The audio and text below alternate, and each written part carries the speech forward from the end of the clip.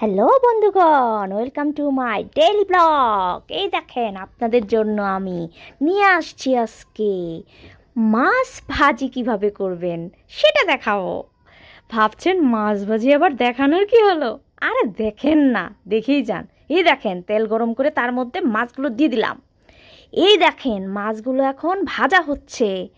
এই যে chat chat chat chat করে ভাজতেছে আর ভাজতেছে, ভাজতেছে আর ভাজতেছে।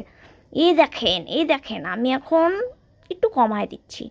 তারপরে মাছ ভাজা হয়ে গেলে এর মধ্যে পেঁয়াজ রসুন তারপরে হলুদ গুঁড়া এগুলো দিয়ে এখন মাছটাকে রান্না করবো। এই যে মরিচ গুঁড়া দিয়ে দিলাম। তারপর দেখেন, এই তো ধনে গুঁড়া লবণ এটা দিয়ে এখন ঝাঁকানাকা ঝাঁকানাকা করে মেখে তারপর তার মধ্যে দিয়ে দেবেন টমেটো আলু।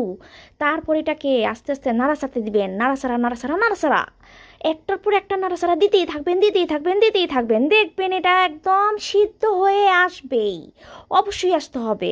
এই দেখেন, নাড়াচাড়া দিতে দিতে দিতে দিতে এখন এটা সিদ্ধ হয়ে আসছে। এই পর্যায়ে আমরা দিয়ে দিব পানি।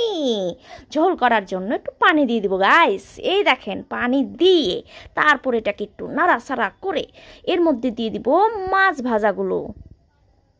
এই দেখেন, মাছ ভাজাগুলো একে একে এর উপরে দিয়ে দিচ্ছি। তারপরে দেখেন, মাছ ভাজা দিয়ে এটাকে হালকা একটু নাড়াচাড়া করে এটাকে লো হিটে রান্না করবেন বন্ধুরা। তারপর একটু কাঁচামরিচ দিয়ে এই দেখেন তৈরি হয়ে গেল।